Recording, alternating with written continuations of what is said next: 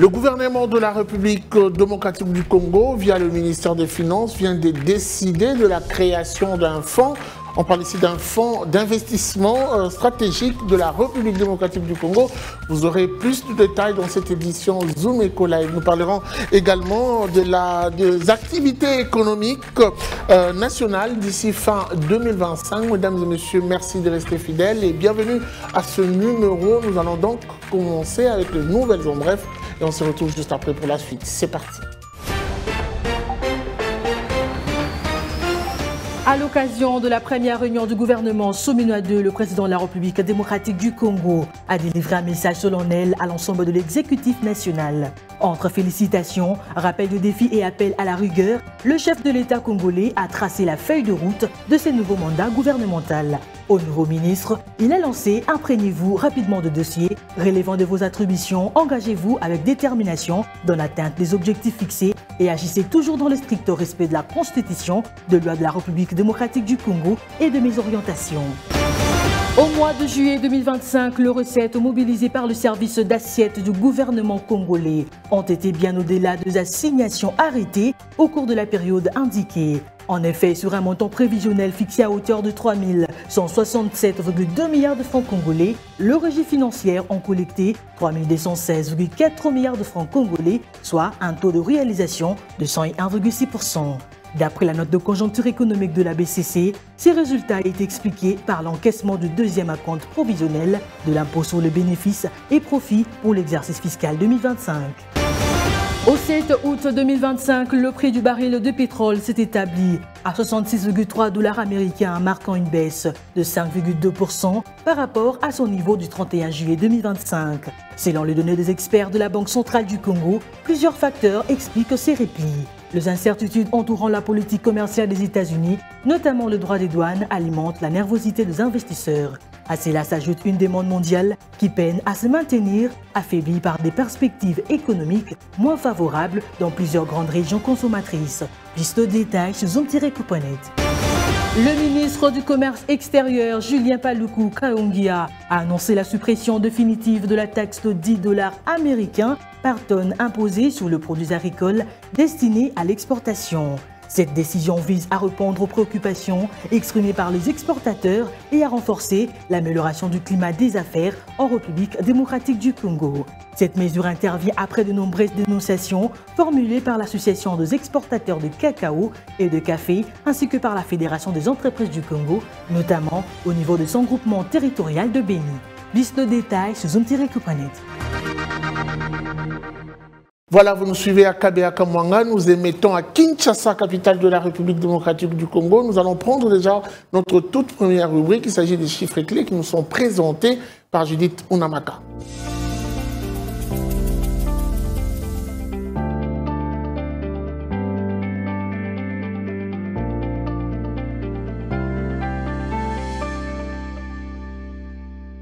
Judith Unamaka, bienvenue. Merci Guy. Alors avec vous, nous allons parler chiffres et ces chiffres nous sont donnés dans la rubrique chiffres clés, mais avant tout, j'aimerais que l'on prenne d'abord le taux de change, l'évolution du taux de change en République démocratique du Congo.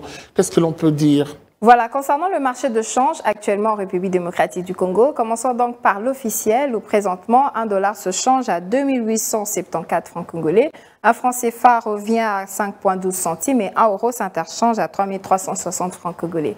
Maintenant, prenant le cas du marché parallèle, nous sommes focalisés particulièrement à Cité Mama Mobutu. Et dans ce lieu, 1 $ revient à 2850 francs, un franc CFA se change à 5,15 centimes et 1 euro vaut 3365 francs congolais. Alors, Judith Unamaka, nous allons parler avant tout, après cette première question, de l'évolution des indicateurs macroéconomiques jusqu'en fin 2025. Quels sont les détails ? Les indicateurs macroéconomiques en République démocratique du Congo évolueront comme suite. Il s'agit justement d'un environnement adéquat attesté par l'accroissement du PIB estimé à 5,7% contre 5,4% une année plus tôt, soit une variation de 0,3%, 3 points de pourcentage. Et le secteur secondaire croîtrait de 0,52 points de pourcentage, passant de 0,51 points de pourcentage en 2024 à 1,03 point de pourcentage en 2025. Tenant compte de tout ceci, Judith Onamaka, qu'est-ce que l'on peut dire exactement de la croissance du secteur tertiaire en fin 2025? Il s'agit justement du découlement de cette augmentation qui découlerait justement du dynamisme des activités des branches telles que industrie manufacturière de 0,23 points de pourcentage en 2024 contre 0,4 points de pourcentage en 2025. Électricité, gaz, eau, 0,02 points de pourcentage en 2024 contre 0,03 points en 2025. Et on poursuit avec les bâtiments et travaux publics qui auront 0,26 points de pourcentage en 2024 contre 0,6 points de pourcentage en 2025. Alors on se quitte avec cette question, quelle sera la contribution du PIB au cours de cette même période? Concernant la contribution du PIB dans le secteur tertiaire, il s'agit d'abord des transports et communications qui vont contribuer à hauteur de 0,79 points de pourcentage en 2025 contre 0,53 points de pourcentage une année plus tôt. On poursuit avec le commerce de gros et de détail qui vont contribuer à hauteur de 0,36 points de pourcentage, passant de 0,35 points de pourcentage en 2024 à 0,71 points de pourcentage en 2025. Les services marchands vont contribuer à hauteur de 0,53 points de pourcentage en 2025 contre 0,30 points de pourcentage en 2024. Les services non marchands vont contribuer à hauteur de 0,14 points de pourcentage en 2025 contre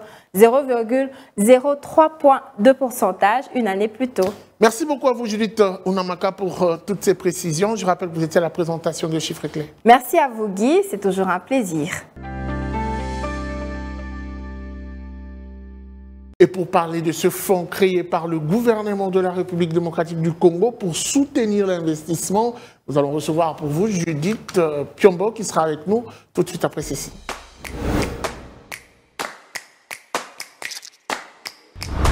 Judith Piombo, bienvenue. Merci. Alors, on doit le dire et le rappeler d'ailleurs que c'est une décision qui a été prise lors du Conseil des ministres dernier. Le chef de l'État ou le gouvernement de la RDC Carman a pris cet engagement de créer un fonds, le gouvernement via le ministère des Finances.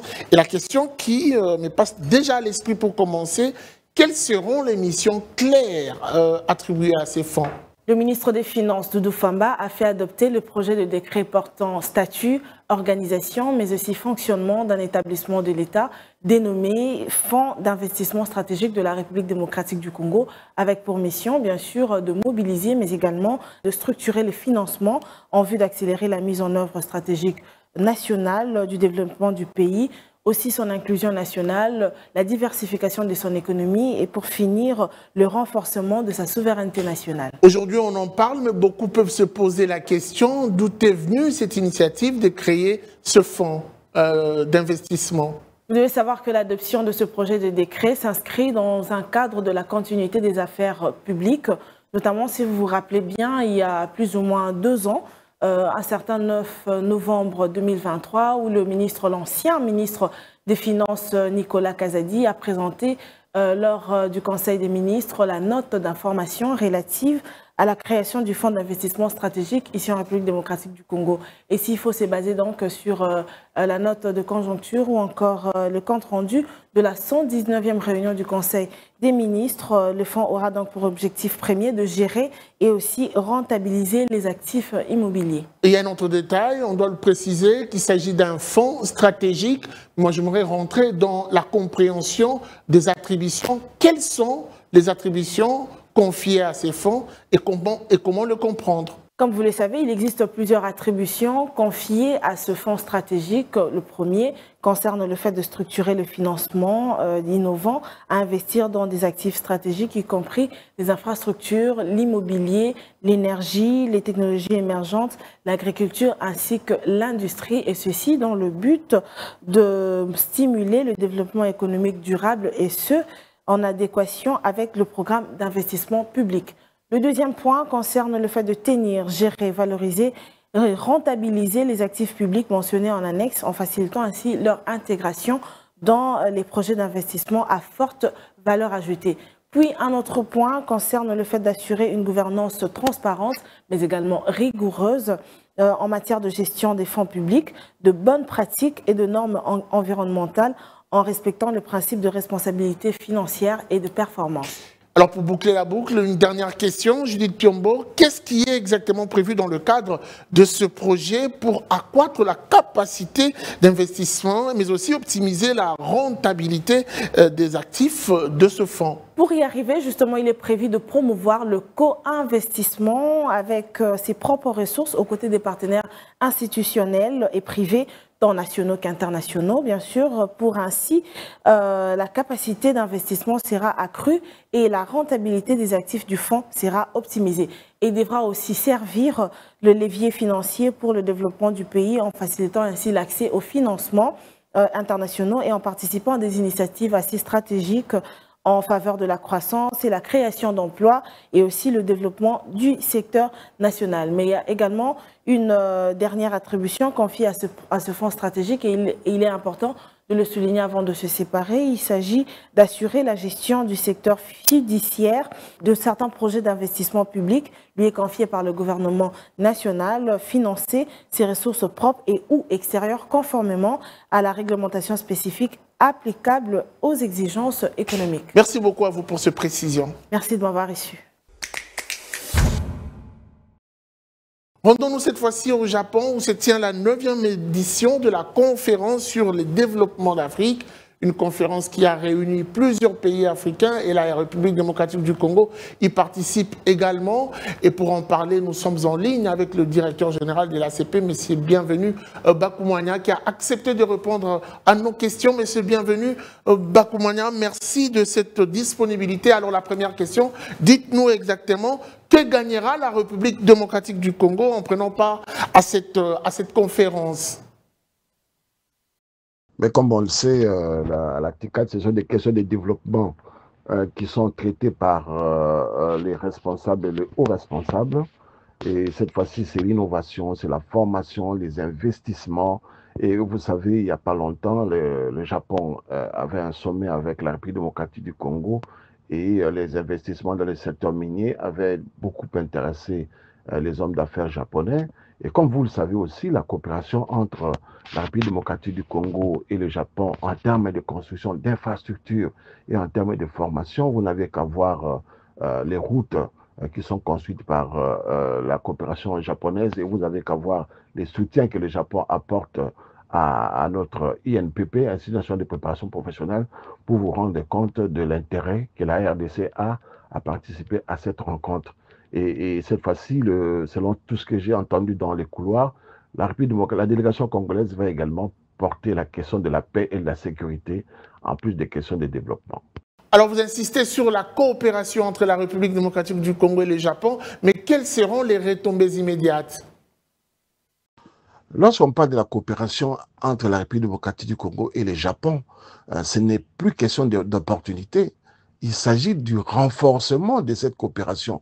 Puis c'est une coopération qui est gagnante, c'est une coopération qui est très dynamique. Il s'agit seulement de la consolider, de la renforcer, parce que cette coopération, c'est une coopération exemplaire. Je vous ai dit tout à l'heure que sur le plan des infrastructures, il y a des infrastructures qu'on ne peut pas oublier, comme les ponts Maréchal.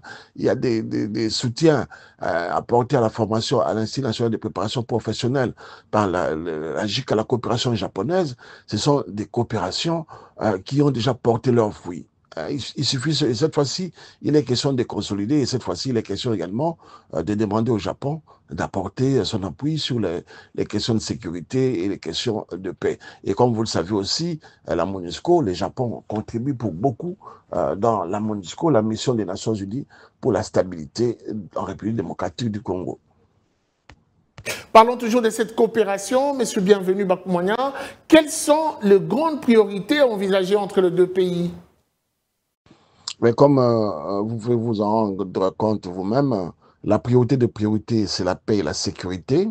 On ne peut pas continuer à construire des infrastructures dans un pays où il n'y a pas de paix, où il n'y a pas de sécurité. On ne peut pas continuer à faire de la formation dans un pays où il n'y a pas de paix et de sécurité. Donc la touche particulière que la première ministre compte apporter, c'est sur des questions de paix et de sécurité. Mais je reviens pour dire que l'agenda de la première ministre prévoit également des rencontres avec des hommes d'affaires japonais qui ont été intéressés par notamment les mines congolaises, par l'agriculture congolaise, par les secteurs de l'environnement. Les hommes d'affaires japonais ont soif de venir, ont l'envie de venir en République démocratique du Congo pour investir. Et la première ministre a comme pour mission de les rassurer et de leur offrir des garanties qui puissent leur permettre d'investir, de venir travailler en République démocratique du Congo. Vous savez, le Japon, qui est concurrencé notamment par d'autres puissances, notamment la Chine, pourquoi ne pas la citer, le Japon voudrait également que dans le domaine des investissements et dans le domaine du commerce, répondre à sa place dans le temps. Sur le plan de la technologie et de l'innovation, vous le savez aussi, le Japon est à la pointe de l'innovation et la République démocratique du Congo veut également atteindre ces niveaux pour arriver à transformer ces matières premières localement, arriver à transformer les matières agricoles localement. Il faut être à la pointe de la technologie. Et la Première ministre, au cours de ce voyage, de cette tournée, va profiter de l'occasion pour présenter des opportunités dans ces secteurs qui sont des secteurs innovants, qui sont des secteurs qui peuvent permettre à la jeunesse de trouver plus d'emplois. Suivez-moi tout le jour à travers Zoom Wende sur Zoom Eco Live. Abonnez-vous sur notre chaîne YouTube. Zoom Eco Live, la référence de l'actualité économique en RDC. Voilà, après lui, nous allons passer à présent à autre chose pour prendre votre rubrique Zoom Wende qui vous est présentée par Naomi Kandé. Et puisque c'est la période de la préparation de la rentrée scolaire, Naomi Kandé vous ramène avec précision les différents prix des objets classiques. Je vous prie de le suivre, on se retrouve juste après.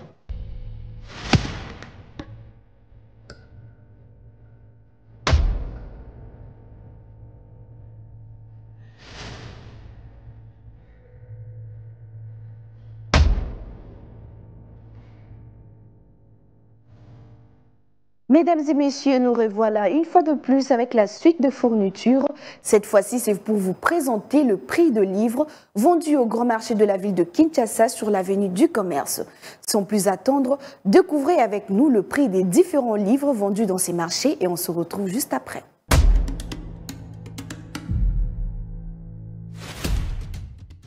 Débutons notre marché du jour avec le livre « À nous le français » qui varie entre 25 000 francs et 30 000 francs.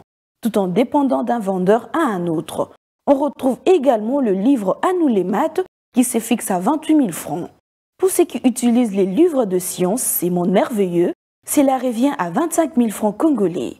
Le livre de conjugaison Bécherel revient au prix de 60 000 francs congolais. À nous l'école à 20 000 francs.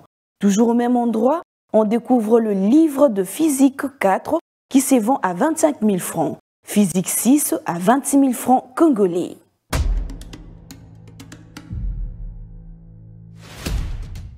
C'était tout pour ces numéros de Zoom Wende. Prenons rendez-vous au prochain numéro. Au revoir.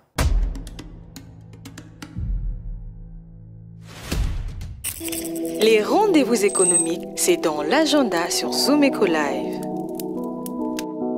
Abonnez-vous sur notre chaîne YouTube. Zoom Eco Live, la référence de l'actualité économique en RDC. Notons à présent les différents rendez-vous qui vont jalonner la semaine. C'est parti avec la rubrique Agenda présentée par Adassa Grasse.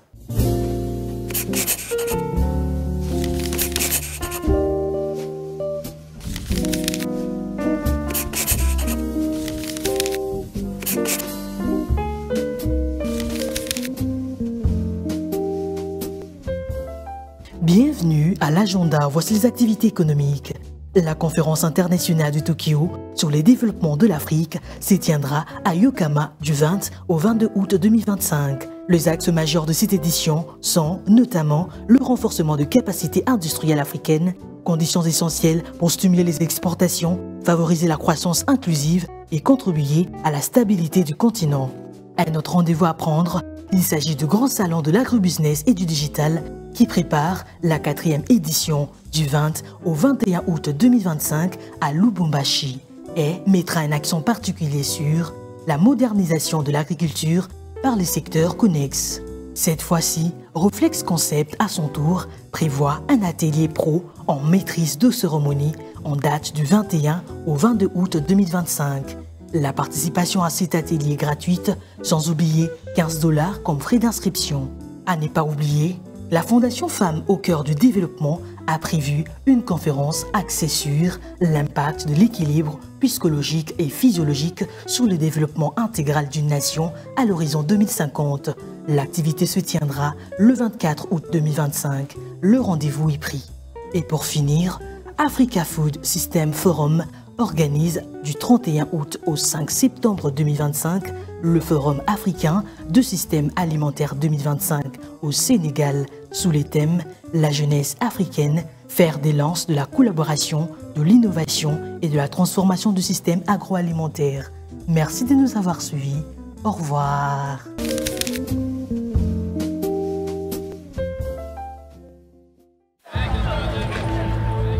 C'est art de se tirer d'affaire, de faire face à la crise, de bricoler, de trouver des solutions avec ce qu'on a sous la main.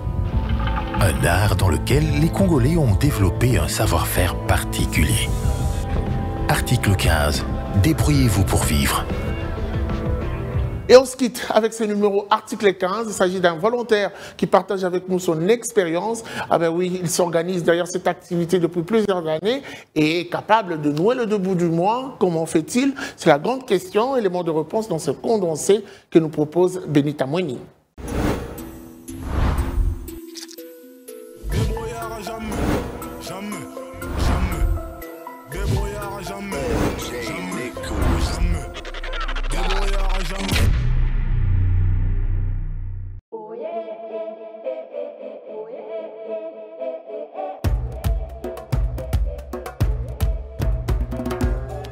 musala ya jardin parce que bapatro basepelaka na fleur eza très important na liponga motu kafana moto apesanga goût ya kosala musala oyo ya jardin ti lelo azali ye mpe azokoba kaka na musala ya jardin.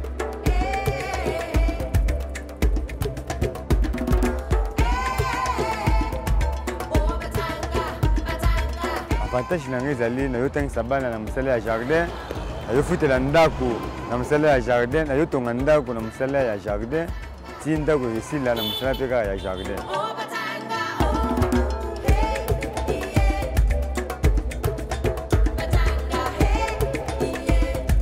Difficulté awa normalement ezali mai likolo oyo mwa kokoso ezali ya kosomba biloko, kokoso ezali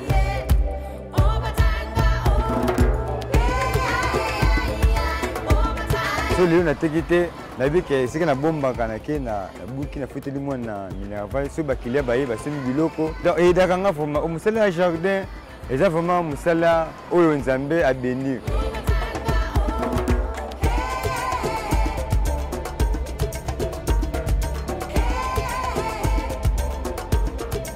mosala ezali nde esenga kutu naluka kutu bato nano travaille na bango bana oyo bazosala kikuluna bazoyiba eza important moko te mosala yango oyo ya jardin oyo amoni ke aza na difficulté akoki koya aye kosala oyo bafutela yango amande te ofutela yango soki mbongo non oye osali mosala na yo esili tokabwani lobi tomonani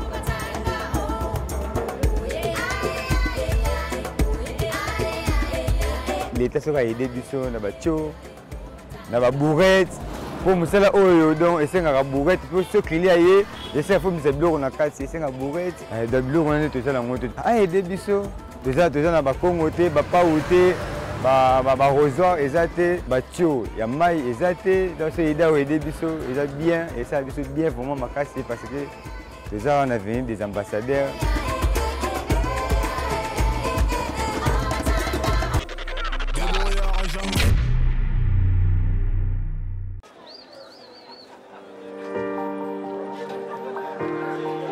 Dans les détails du marché, nous avons appris à vous connaître, à vous comprendre et vous apporter plus de lumière.